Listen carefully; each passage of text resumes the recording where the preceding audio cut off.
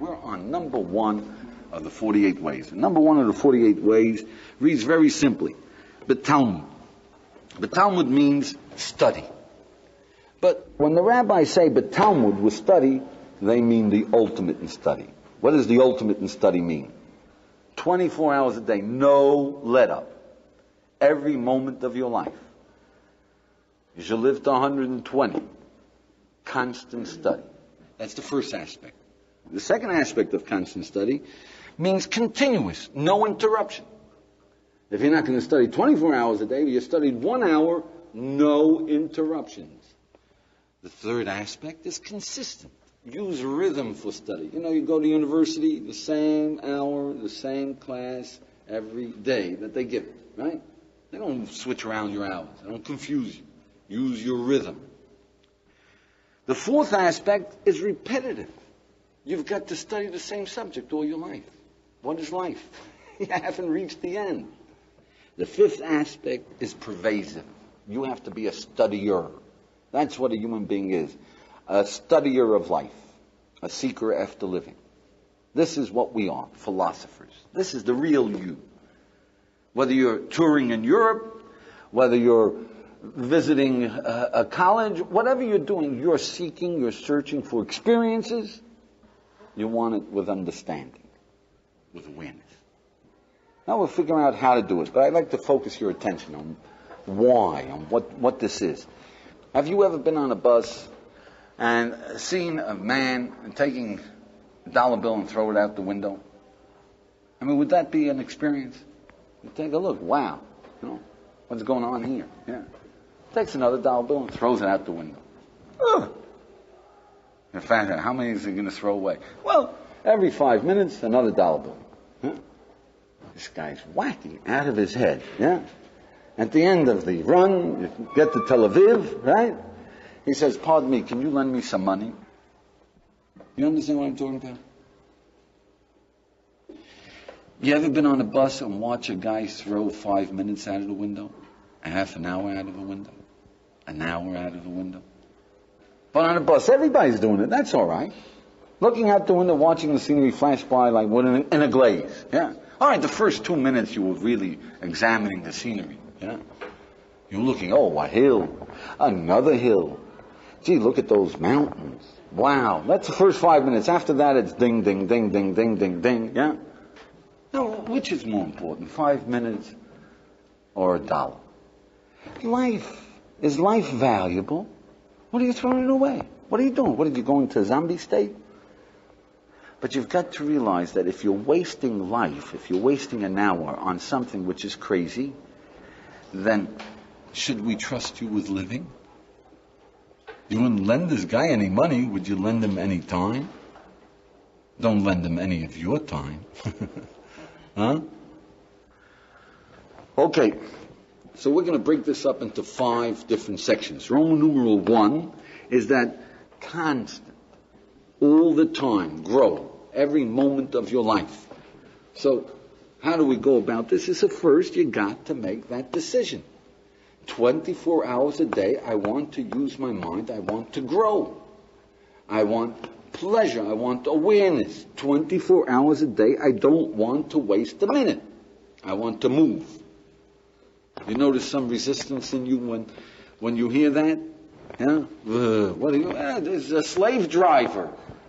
This is terrible. This is like all work and no play will make John a dull boy. Yeah? What kind of... That's what I expected from Judaism, these outrageous demands. Yeah?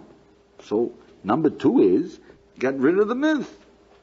Don't think that the ultimate pleasure, you know what the myth is? You come from Western civilization and you're decadent. Did you ever hear that? What's your name? Jeff. Did you ever hear that we're decadent in Western civilization? Me and you, right? You agree? A little bit, right? But let me prove it to you conclusively and give you the definitions so that you'll know what you want to avoid. Decadence is something to avoid, right? So, I would ask you, what is the opposite of pain? The opposite of pain is pleasure. That's the Western answer. And that, according to, I will focus your attention, is the definition of decadence. Why? Because in truth, focus your attention, in truth, the opposite of pain is no pain, is comfort. To think that the ultimate pleasure is to be comfortable is a definition of decadence. So don't work hard at your job. Don't take a job that's too tough. Don't take no subjects that's too tough. Avoid pain at all costs. Don't get married. That's painful. Don't have children. Too much pleasure? No, too much pain. Do you see that? Jeff, what's your parents' greatest pleasure? They may say the joy that they get from their children. The joy that they get from their children, Jeff says, right? What's their greatest pain, Jeff? Children. You know, I'm telling you, that's the way it is. So people say, what, am I going to have children? Pain. Yeah. But what about the pleasure? If you don't have the children, you don't have the pain, you don't have the pleasure. So the first thing is realize that Americans are into comfort. Comfort, the ultimate comfort. I'll have you know what the ultimate comfort is? What's the ultimate comfort, Jeff? The ultimate comfort. Close, sleep, closer, death. To be or not to be. Yeah? Just quit. And we have at times, tough final, disappointment with a friend, with a girl. We say, maybe we'll make an end to all of this. Is it worth the effort? So little suicides is, let's make an end to this afternoon. It's a flop anyway. How do we kill it? Pac-Man. So, get rid of this myth. The ultimate pleasure is not to be comfortable. The ultimate pleasure is to be fully alive, which takes pain. So therefore, let's consider whether or not we're willing to take the pain of thinking all day long. Yeah? Number 3 is, you've got to decide, is life good or not? Is life good? What do you say? What's your name? Mike. Is it good to be alive? It's very dangerous to say it's good at times. The times are far and few between. But what is good about life? It's good to be alive for its own sake, because you exist, you're a being, you're aware. If life is good, awareness is good. You don't want to waste any bit of life. You're just not using it properly. That's the idea. You look at life as growth, as what do I want? I want to understand it all. It takes some training. Look, I want to focus your attention right at the beginning. This is the first of the 48 ways. Everything in this world that's worth accomplishment takes a bit of drill. You remember when you rode a bicycle? Could have sworn you'd never be able to stay on it. Come on, everybody here ride a bicycle? Yeah? You remember the first time you got on the bicycle? What did you do, ride right away? Fell off, right? You figure, what? This is crazy. You can't stay on a bicycle. There's none. But you looked around, other guys do it. What am I going to admit that I can't do it? I mean, if these twerps can do it, I can do it too. Get on again, yeah? You fall off another time, you say, this is crazy. But you go on again. Any of you ever ride a unicycle? Boy, you got to get on a unicycle. Then you really could swear it's a murder instrument, yeah? It's just there to kill you, yeah? Until you see kids riding around on a unicycle. You say, hey, wait a moment, yeah? So, it takes some time to master a way. A way of life takes some time to master. Yeah? It's not going to be easy in the beginning, but once you're on it, you're on it. And you just ride around on a bicycle even without hands, yeah? It takes some time to master one of your tools that is within you and make it part of your equipment. At any rate, number 4 is bite the bullet. If it's beautiful to be alive, if you're having a great time in touring, you don't want to sleep. You want to go. Right? If it's a bore, it's, all right, might as well spend the morning in the hotel. So what if we get out by 5 o'clock? There's nothing to see in this town anyway. But if it's fascinating, it's great, wow, and what an experience, and you want to get out 5 o'clock in the morning. You don't want to waste a moment of an opportunity. Is life an opportunity? Yeah, friends, you better decide. This is the opportunity of your life. Right? Life is the opportunity of your life. You don't want to waste one moment of it. Yeah? Yes.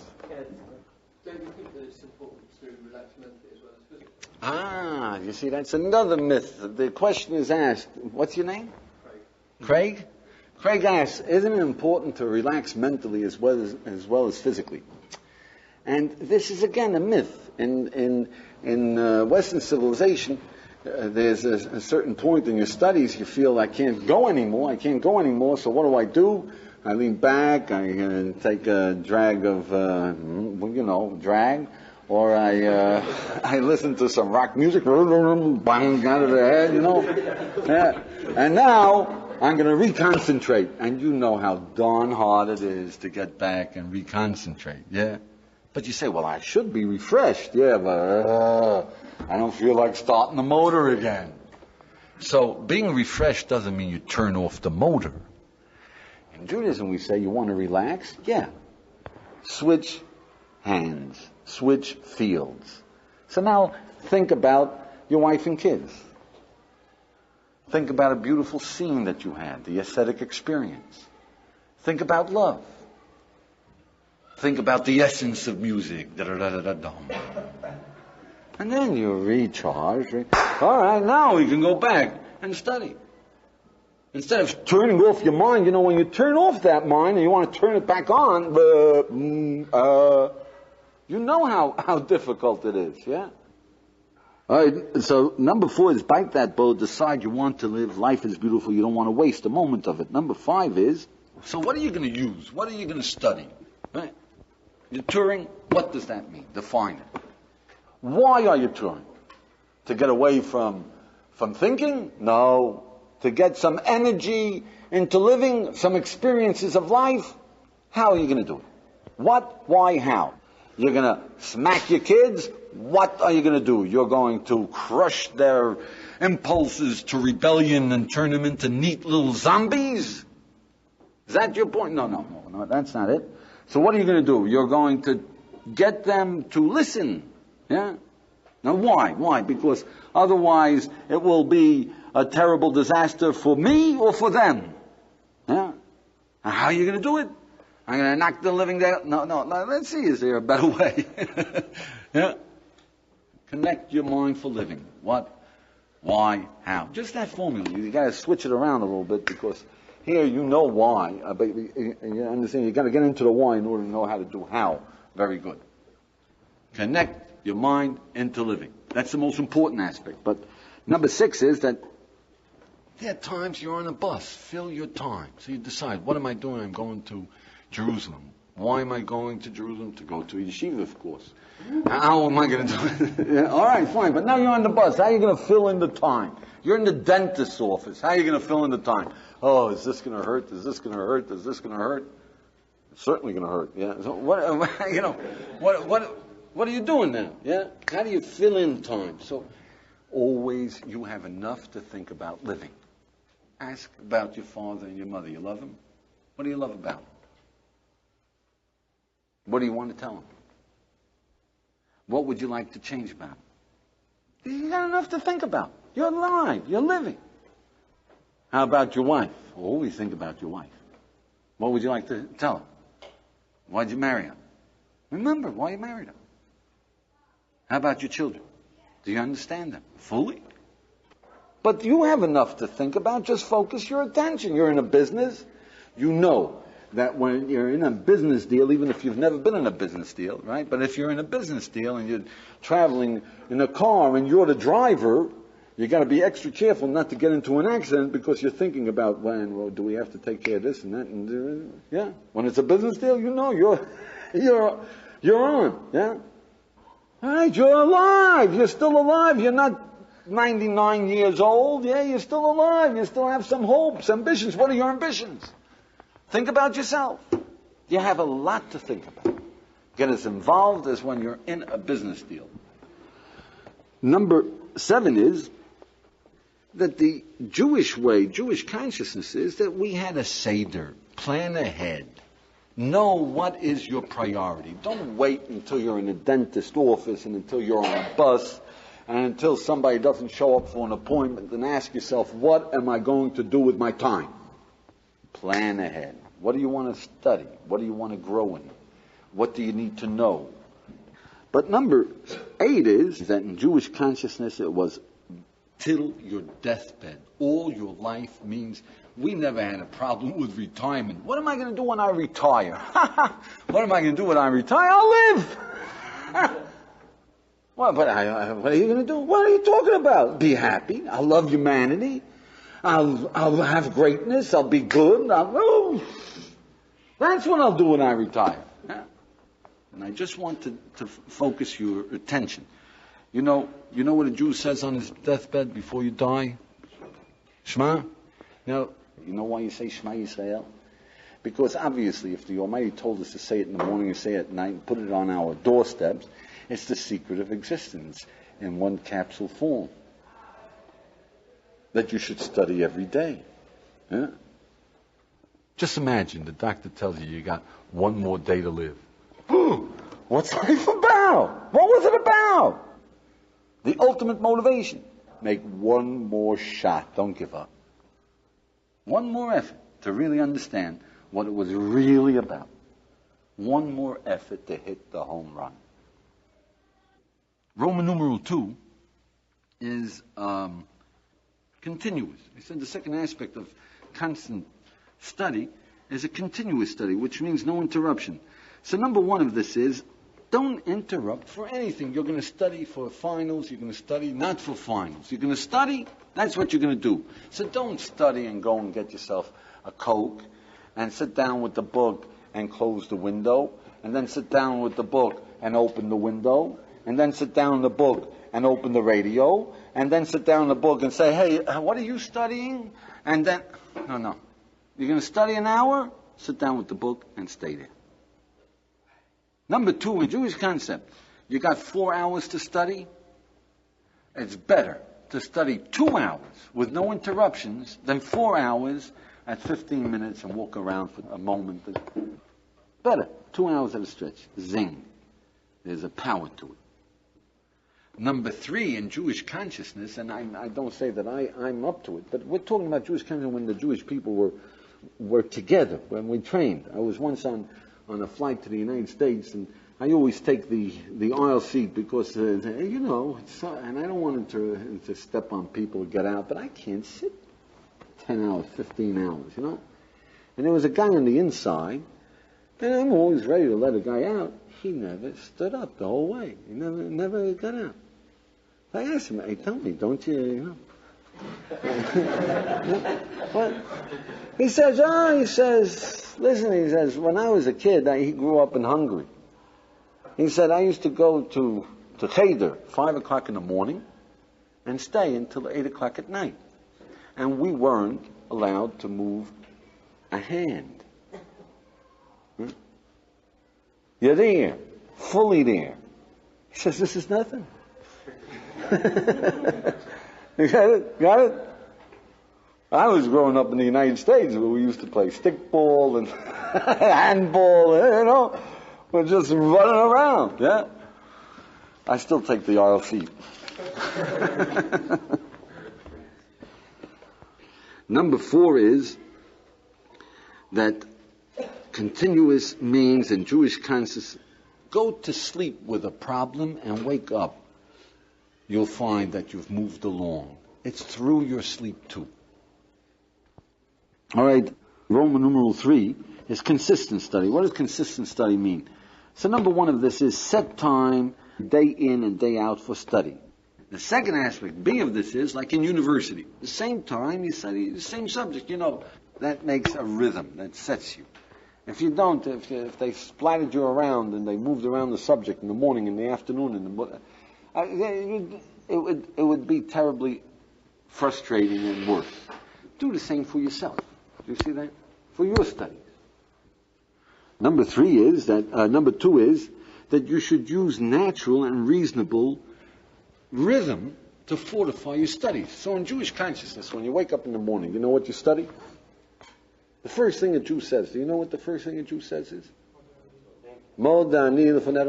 Thank God I'm alive. You're not into thanking God? Says it's great to be alive. What's great about it? Get up on the right side of the bed, not the left side of the bed. Yeah? Before you go home, after you go to work, before you go home, before you see your wife and your kids, yeah, you know what you should be thinking? What should you be thinking? Come on, you know what you should be thinking. Remember how you loved her before you got married. Yeah? That's the way you should walk through that door. Not I'm tired today. Give me my drink. That's the wrong set. Yeah. And that doesn't mean you're repeating. You're appreciating it. You're reaffirming it. You're upgrading it. You know that there are rhythms that you should have. Get those rhythms into you. Number 3, in Jewish consciousness, we had a concept of a Mosman. You ever hear of a Mosman? There were poems written to the Mosman. The Mosman was the guy who fulfilled constant study. He was always learning. So the Western world and a few of the Yiddish writers spoke about the Mosman that was up all night and all day, and that wasn't our concept of the Mosman. That wasn't the Jewish guy. The Mosman, the guy who fulfilled this, we had more respect for a guy who was consistent. He learned 4 hours a day, 10 hours a day, 7 hours a day, 365 days a year, than the guy who would just involve himself in study and cram for the 5 days before the final. That's no Mosman. Yeah. So if you want to know the power of the Mosman, now, set for yourself this obligation, the rest of your life, 1/2 an hour, 365 days a year, at a particular time, 6:15 a.m., nobody will interrupt you. You're going to study Jewish content. Do you see the power of that? Okay, you're not ready for that yet? So commit yourself. When you wake up in the morning, it's great to be alive. Commit yourself 365 days a year, the rest of your life. This is what I'm going to do. Power. You know you're going to change. Your life is going to be different. You can just feel it. This would be my assignment for this. Make one commitment for the rest of your life. Come on, a little one, a little teensy one. Yeah? When you wake up in the morning, 10 minutes of learning of Judaism every day when you wake up, or 10 minutes at a particular hour. Come on, make some commitment. Figure it out. Just feel that power. Yeah? Roman numeral 4, repetitive study. Repetitive study means that in Judaism we say you got to go over, number 1 is understand the same subject all your life. And in Jewish consciousness we have many subjects that we do that. For instance, the Shema, Hear, O Israel, it's the same subject. We do it in the morning, we do it at night, and a few times during the day. Hear, O Israel, the Lord is our God, the Lord is one, and you shall love the Lord your God with all your heart.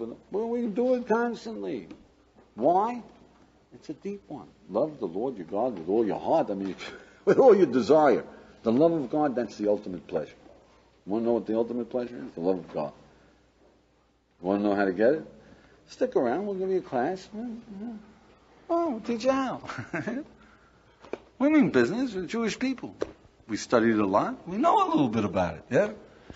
So the same subject. So you, number 2 is, what about yourself? What are you going to study every day of your life for the rest of your life? What in the world is important enough for you to study every day of your life for the rest of your life? So in Judaism we say Jewish consciousness is the first thing that you should study every day of your life for the rest of your life is, what are you living for?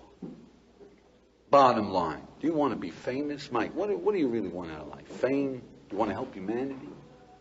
Is that the bottom line?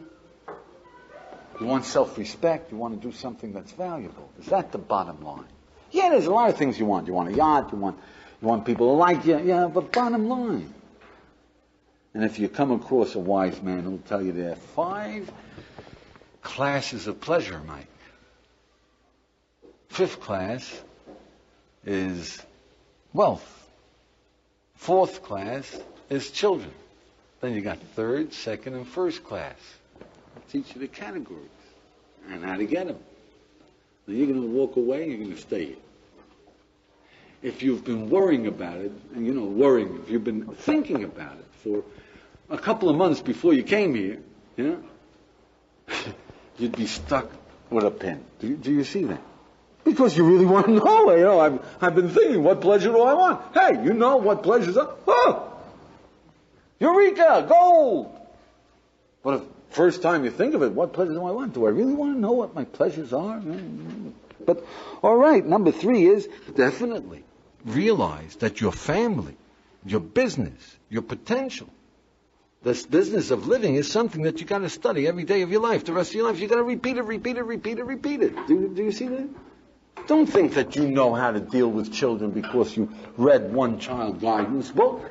Yeah. It's infinite. So keep asking yourself, what can I do to get them more charged up, to give them a sense of living, to give them pleasure, to get them to listen to each other, to love each other. All right, number 4 is that Jewish consciousness is, when you hear something that's important, you repeat it 40 times on the place. The rabbis of the Mishnah, the rabbis of the Talmud, when they heard something that they never heard before, on the spot they would repeat it 40 times. Now they used the same words because they were able to study. This was a Jewish thing. They were able to think about it even though they were using the same exact words. If we use the same exact words, then we become zombies. It's idiot words. But for instance, if they heard that happiness means to take pleasure in having hands and feet as if it's the first time you had them, that's one measure of happiness, and it's made sense, they would say, happiness is to really appreciate as if the first time that you had hands, that you could touch, happiness means 40 times on the spot in different ways. Happiness means to feel the pleasure of moving your arms. Happiness is to take the pleasures that are constant and focus on them and appreciate them. Happiness is from 40 different ways, so that zingo, it's there. It's not going to be disappeared and in the garbage pail and left behind. So when you hear something that's important for living, repeat it 40 times. The rabbis would repeat it 101 times if it was a top priority. 101 times on the spot. Yeah? Now, what do you do about it for living? You can have an insight in your children. You can have an insight in business, in friendship.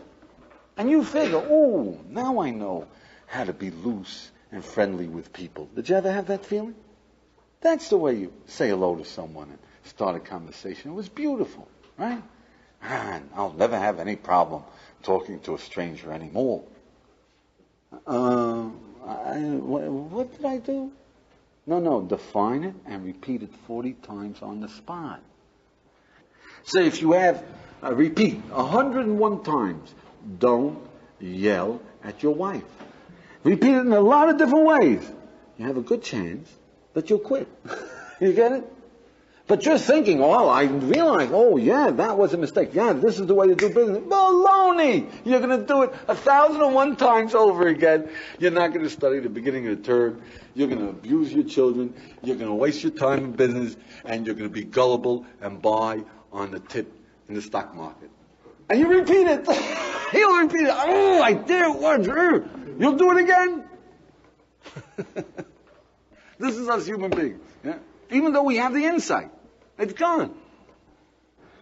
But number 5 is, in Jewish consciousness, we had such things as slogans. All of Pirkei Avot is a slogan. A slogan, meaning something that's repeated time and time again. That's the idea of remember the Alamo. Remember Pearl Harbor. Something that moves, use that movement. I got to get the most out of my time. I want to live to the hilt. Whatever moves you and picks you up and gets you energized, do it again and again and again. You wore it out, go get yourself another slogan. Yeah? Whatever hits you particularly, then keep plugging it. Walk around as a refrain, background music. Yeah? It's power. All right, Roman numeral 5 is pervasive. The Mishnah in Pirkei Avot says, "Asay tiroscho kva umlachtecho aroi." Make your learning, your study of life, that is you, kva means you, that's where you live, or malachtecha, and your profession, arai. That's something that you do occasionally. So the concept over there is, if somebody asks you, Jeff, what do you do? I'm almost a lawyer. I'm almost a lawyer. In a little while I'll be a lawyer. What do you do? I'm an engineer. What do you do? I'm a mathematician. What do you do? I'm an accountant. This is a Western way of thinking, right? In Judaism, we look at it as if the Mishnah is telling us, wrong. The Mishnah is saying that's like if you're asking a guy who's drinking coffee, you say, what do you do? I'm a coffee drinker. You say, you're a coffee drinker? How do you make a living doing that? Yeah? Who pays you to drink coffee, right?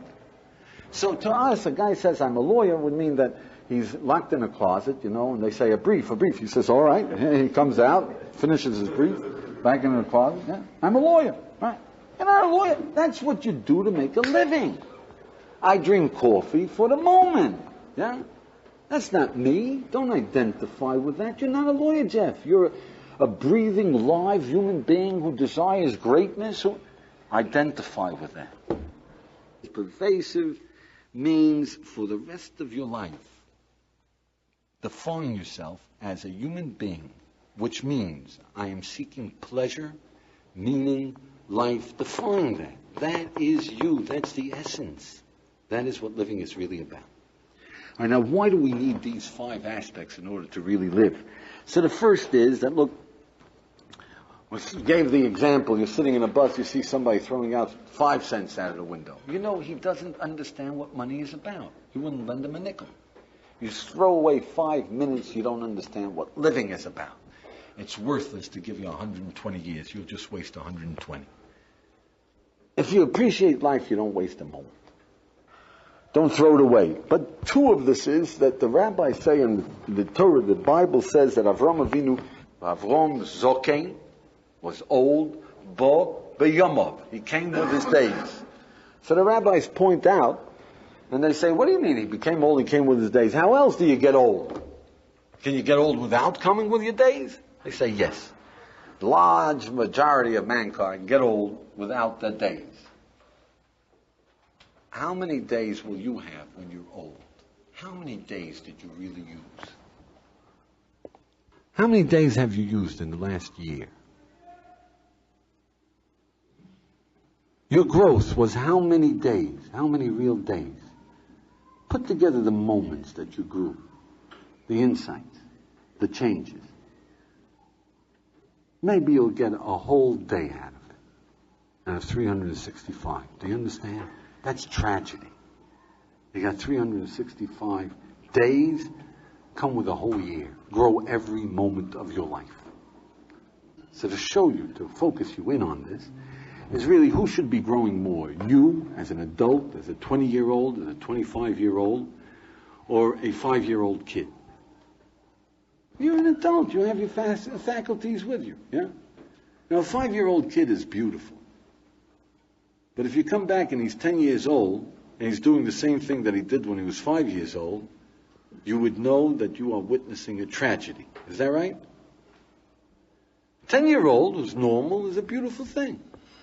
But if you come back and he's 15 years old, and he's doing the same beautiful things that he did when he was 10 years old, tragedy. A 15-year-old might not look so beautiful in our generation, but they're beautiful, yeah? But you come back when he's 20 years old and he's doing the same thing he did when he was 15 years old, tragedy. The 20-year-old is a beautiful thing.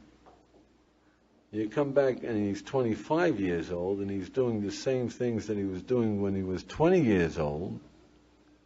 Is that a tragedy? 25-year-old is a beautiful thing. Come back when he's 30. And he's doing the very same things that he was doing when he was 25-year-old.